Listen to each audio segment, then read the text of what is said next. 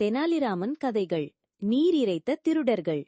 ஒரு சமயம் விஜயநகர ராஜ்யத்தில் கடும் வறட்சி ஏற்பட்டது. பருவமழை தவறிவிட்டதால் குளம், குட்டை, ஏரியலும் வற்றிவிட்டது. தெனாலிராமன் வீட்டு கிணற்றிலும் நீர் குறைந்து அதிக ஆழத்திற்கு போய்விட்டது. இதனால் தினமும் தோட்டத்திற்கு தண்ணீர் பாய்ச்ச மிகவும் சிரமப்பட்டான் தெனாலிராமன். இந்த சமயத்தில் ஒருநாள் இரவு 4 திருடர்கள் தன் தோட்டத்தில் பதுங்கியிருப்பதைக் கண்டான். உடனே வீட்டிற்கு வந்து தன் மனைவியிடம், "அடியே, நம் நாட்டில் பருவமழை தவறிவிட்டதால் பஞ்சம் ஏற்பட்டுவிட்டது.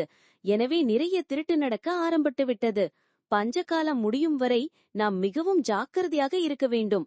எனவே நாம் ஒரு காரியம் செய்வோம்" என்று வெளியே பதுங்கியிருந்த திருடர்களுக்கு கேட்கும் வண்ணம் உரத்த குரலில் பேசினான். அதற்கு என்ன செய்யலாம் என்று தெனாலிராமனின் மனைவி கேட்டாள். "வீட்டிலுள்ள நகை மற்றும் விலையுயர்ந்த பொருட்களை எல்லாம் இந்த பெட்டியில் போட்டு பூட்டு. நாம் இந்த பெட்டியை யாருக்கும் தெரியாமல் கிணற்றில் போட்டு விடலாம்.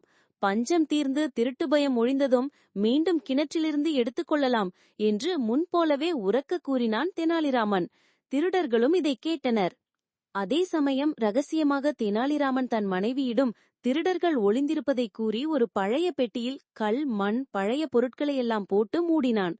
அந்த பெட்டியை தூக்க முடியாமல் தூக்கி வந்து கிணற்றுக்குள் தொப்பென்று போட்டுவிட்டு வீட்டுக்கு திரும்பிவிட்டான் தெனாலிராமன்.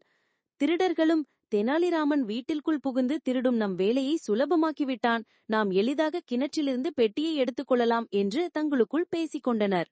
பெட்டியை எடுக்க கிணற்றுக்கு அருகே வந்தனர் திருடர்கள். கிணறு ஆழமாக இருந்ததால் உள்ளே இறங்க பயந்த திருடன் ஒருவன், "அண்ணே, தண்ணீர் குறைவாகத்தான் உள்ளது. நாம் நால்வரும் ஏற்றம் மூலம் மாற்றி மாற்றி நீரை இறைத்துவிட்டால் சுலபமாக பெட்டியை எடுத்துக்கொண்டு போகலாம்" என்று கூறினான்.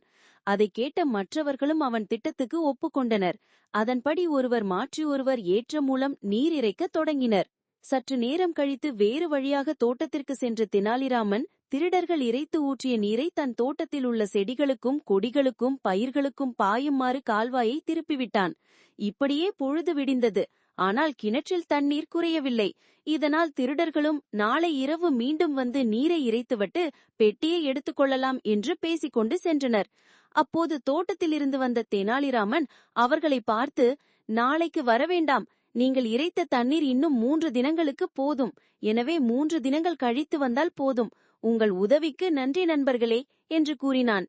திருடர்களுக்கு இதை கேட்டதும் மிகவும் அவமானமாய் போய்விட்டது. தங்களை ஏமாற்றி நீர் இறைக்கச் செய்த தெனாலிராமனின் அறிவை மனத்திற்குள் எண்ணி வியந்தனர்.